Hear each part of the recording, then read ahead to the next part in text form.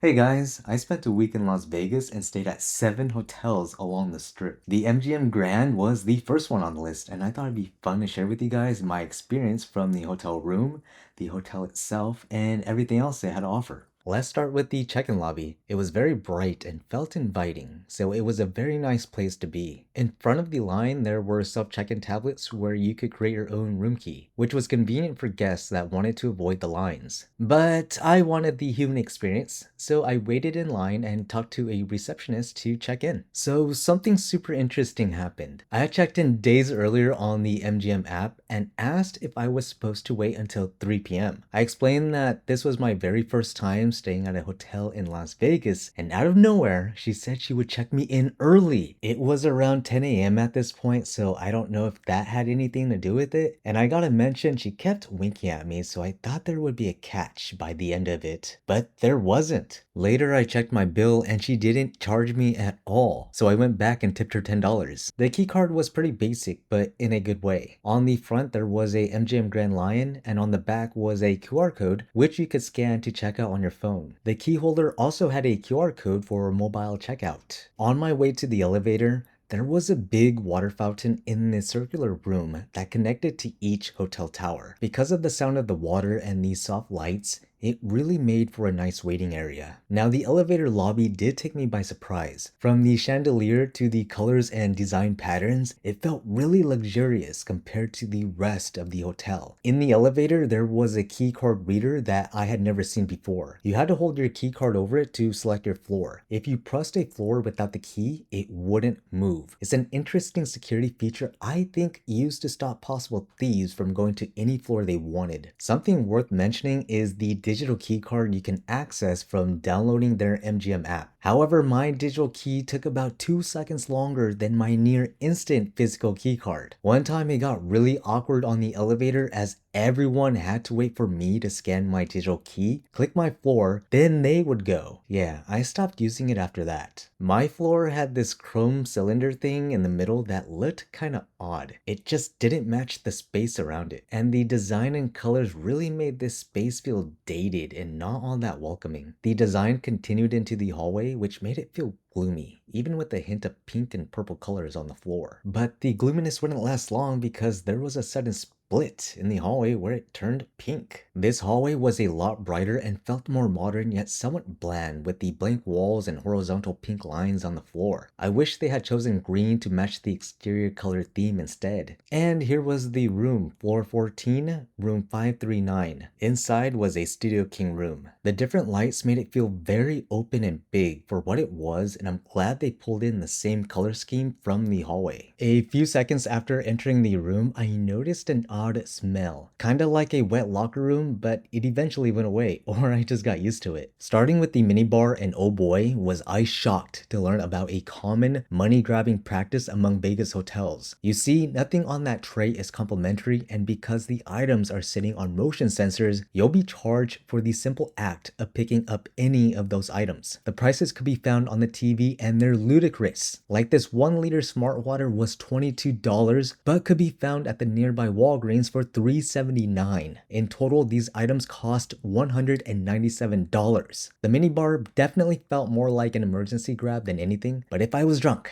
then maybe, just maybe. Anyways, that made me afraid to even touch the ice bucket and cups. Under the counter was a not-so-free mini fridge, which required a number combination to open. It even had a daily fee that wasn't listed, but I didn't bother because I assumed it would be an outrageous number like the minibar. For all the faults of this area, the redeeming quality was the mirror, power outlet, and light, which complemented the room very nicely. Next to it was an open closet with the usuals. An iron board, and get this, a folding luggage stand that I never knew what it was until making this video. It's useful for placing your luggage on top of instead of on the floor or bed. On the right side, there were black wooden hangers, a baggie for laundry service, and at the bottom was a countertop which I found useful for placing my backpack. Then a lockbox and drawers right below it. I liked how this space had a light. Besides seeing your stuff, it was an additional light to brighten up the room. Then there were the bedside tables. This one had the thermostat right above it. It was digital with buttons for on and off, temperature up and down, fan speed, and Fahrenheit or Celsius readout. Back on the table was a digital phone with various quick dials for housekeeping, maintenance, and other options you would normally see on physical quick dial buttons. Then there's a notepad with pen and TV remote. Behind the phone was the light switch,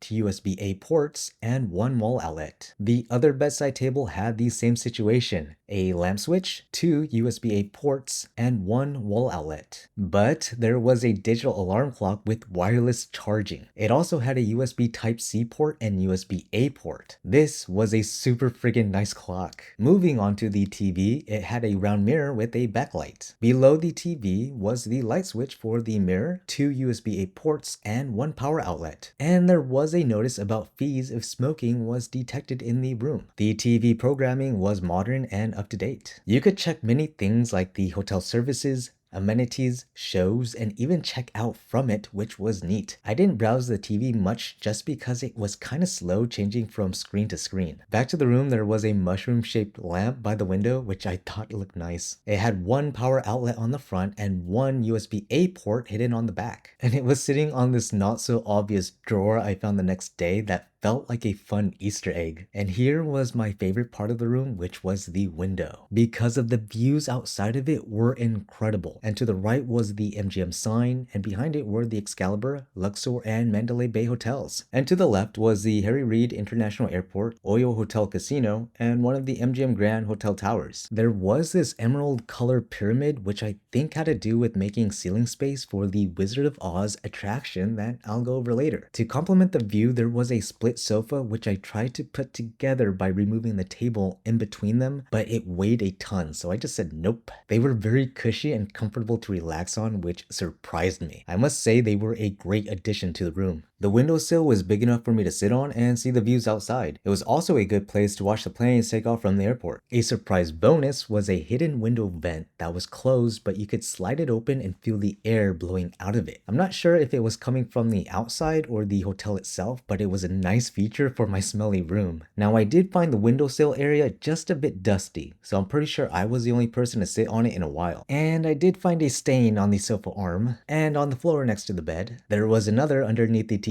I was nitpicking at that point because overall, the room was pretty clean, so housekeeping did a great job. I must say this room made a great impression on me from the amount of plugs, which there were 8 USB-A ports, 1 USB-C port, and 10 wall outlets. The lighting was excellent, which made the room feel very bright and pleasant to be in. Nighttime was even more spectacular with the exterior green lighting of the hotel making its way into the room, which was very much appreciated as I hadn't seen any interior green colors until now. I was amazed to see the MGM logo lit up at night and the view of the Luxor pyramid lights coming together and beaming up into the dark sky. In the morning, I saw a piece of rope hitting against the window, and a few minutes later, a guy was cleaning my window, which was a surprise that I've never seen before. Now let's check out the bathroom and see if there are any surprises. The surprise was a sliding door. It wasn't very smooth when moving from just one side, so I had to slide both at the same time. On the opposite side, it opened to a full body mirror, which was perfectly placed to greet me. Back inside the bathroom, there was a fold out vanity mirror that took me by surprise when I saw a zoomed in view of my nose hairs. The bathroom mirror had a very nice design with lights covering all sides that made for uniform lighting when looking at myself in the mirror. But I did notice after turning on the light that the bottom middle section flickered, but eventually went away after a couple of seconds. The countertop was pretty small but had a clean design. On the right side, there were pump bottles for hand wash and body lotion with the MGM Resorts branding. On the left side was a box of tissue paper and 2 power outlets behind it, which was very nice. Moving underneath the counter, we had 3 body towels, a blow dryer, extra toilet paper, 3 hand towels, and 3 face towels. Onto the glass shower, there was a floor towel on the handle. It smelled clean and looked clean inside. On the wall, they had the MGM Resorts branded body wash, conditioner, and shampoo. The water pressure felt great on the skin. It was like a light rainfall. But after a shower, there was a smell of sewage coming from the drain, and my towel smelled like popcorn. It was like they had thrown in a stick of butter with the wash. The towels had the MGM branding on them, which was nice. There was interesting art above the toilet, but the toilet itself was very clean. I was a happy camper. Now let's check out the amenities this hotel casino had to offer. There was a large hallway, almost like a mall, that felt very vibrant with restaurants, bars, and shops. I enjoyed how big it was, and everything just felt so modern. I liked the wood design, colors, and lighting of this bar. It looked super cozy. This one had pink neon lights that created an interesting atmosphere in the dining area. The restaurant for best design may have been this one with the fish theme. Look at the tables with the scales. How cool is that? There were lots of interesting places to check out with their own unique designs to separate themselves from their neighbors. There was even a Starbucks. I forgot to ask for water to see if they charge or not, but at most locations water is free. There was a food court with popular eateries like Nathan's, Johnny Rockets, and Haagen-Dazs. Fancy. Although I didn't like the dining room lighting much as it made me want to fall asleep. It was a decent sized area though. If you didn't want ice cream for dessert, there was a frozen yogurt spot that had a huge brightly lit seating area. Moving on, there was a garden arena, which I honestly read as garden area, so I went looking for plants. But it's where the events are held, such as comedy shows, concerts, and basketball games. There was a pool complex with a lazy river, but unfortunately it was closed for the season. I did see people with swim trunks, so I wasn't the only person to think the pool was open. To my surprise, there was a Top Golf location about a 10-minute walk away from the pool, which was very cool. I have never been, but it looks very